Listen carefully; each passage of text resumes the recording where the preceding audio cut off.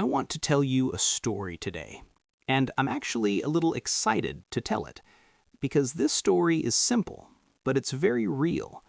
It's about my first day at a new job. Hey, I'm Luke, and if you're listening to this, I want you to relax. You don't need to understand every word. Just listen. Follow the story. This is slow English. Now, let me take you back to that day. I woke up early, much earlier than usual, not because I wanted to, but because my mind was already awake. You know that feeling, right? Your alarm hasn't gone off yet, but your brain is already thinking. I looked at the ceiling and thought, today is the day. My first day at a new job. I stayed in bed for a few seconds, just breathing. I felt excited, I felt nervous, and honestly, I felt a little scared. That's normal. If you feel nervous before something new, it means you care. I got out of bed and went to the bathroom. I looked at myself in the mirror, and I said, quietly, "Okay, you can do this." That's a small tip for you. When you speak to yourself in English, even simple words, your brain starts to feel comfortable with the language. Now, let's continue. I took a shower. I didn't rush. I wanted to feel calm. While the water was running, I thought about the job. New place, new people, new routine. I asked myself a simple question. What do I need to do today? And the answer was simple. Show up, listen, be polite. That's it. You don't need to be perfect on your first day. You just need to be present. After the shower, I got dressed. I chose simple clothes, nothing too fancy. I looked at the clock. I still had time, so I made breakfast. Toast, coffee.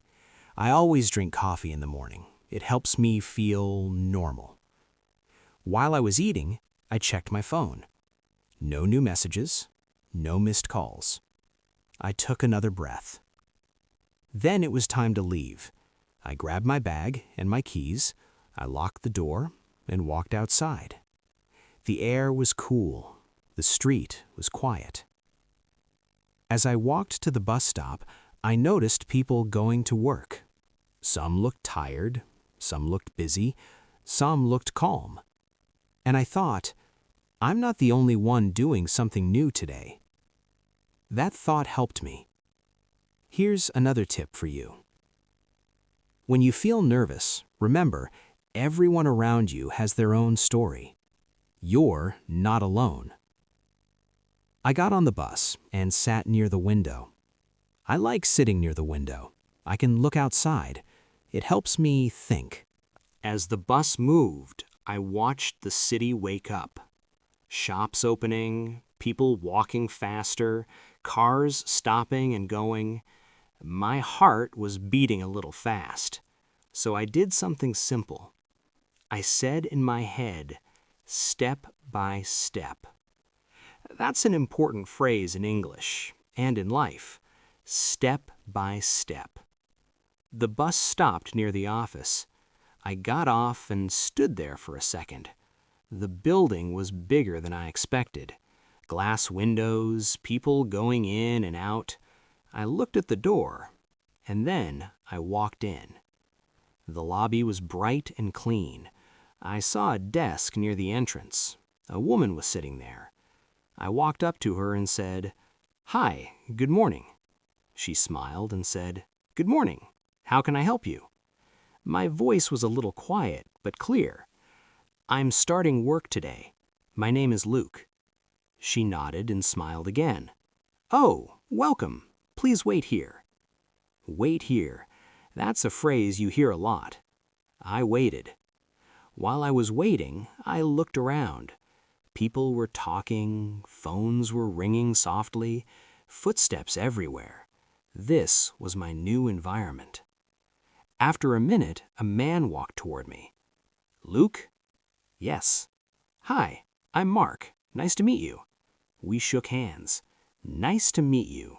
Simple, useful, very common. Mark showed me around the office. This is the kitchen. This is the meeting room. This is your desk. I nodded and said, "Okay, thank you." You don't need big sentences. Short and polite is perfect. At my desk, I put down my bag. I sat down and looked at the computer. New screen, new keyboard. Mark said, "Don't worry, we'll take it slow today." Those words mattered. Take it slow. That's not only English advice, that's life advice. I smiled and said, "Thank you, I appreciate that." Then he introduced me to the team. This is Sarah, this is John, this is Emily. I tried to remember names. I didn't remember all of them, and that's okay. Another tip for you, it's okay to forget names. You can always ask again.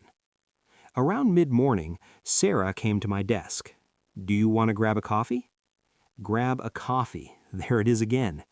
I said, "Yes, sure." We walked to the coffee machine. As we waited, she asked, "So, how are you feeling?" I thought for a second. Then I said, "Honestly, a little nervous, but excited." She smiled. "That's normal. First days are always like that." That sentence made me feel better.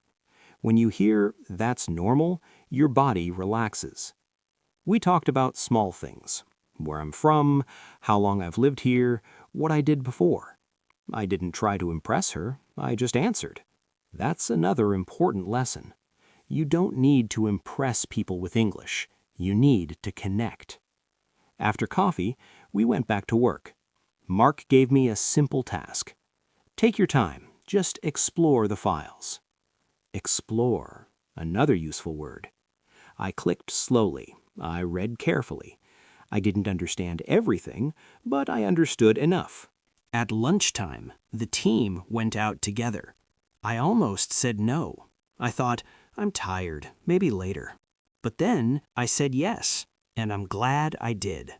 We went to a small place near the office, nothing fancy. We sat together and talked. They talked about work, about weekend plans, about food. I listened more than I spoke. Listening is powerful. When you listen, you learn rhythm, you learn tone, you learn real English. Sometimes someone asked me a question. I answered simply, yes, no, I think so, I'm not sure. Those are great phrases. In the afternoon, I felt tired. That's normal too. New places use energy. I drank water. I took a deep breath. I reminded myself, it's just the first day. At the end of the day, Mark came to my desk. "How was your first day?" I smiled. "It was good. A lot to learn, but good." He nodded. "That's a great attitude." When I left the office, the sky was starting to change. The day felt long, but in a good way. On the way home, I thought about everything. The fear in the morning, the coffee break, the conversations. And I realized something. I didn't need perfect English today. I needed real English, simple English, honest English. That's what worked.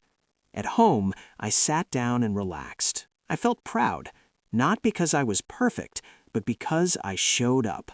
And that's the message I want to leave you with. When you start something new, a job, a class, a conversation in English, don't aim for perfect, aim for present. Speak slowly, listen carefully, use simple words. You are doing better than you think.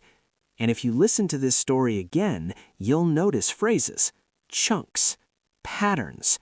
That's how English grows, slowly, naturally. Thank you for listening to my story, and when you're ready, we can continue with the next one.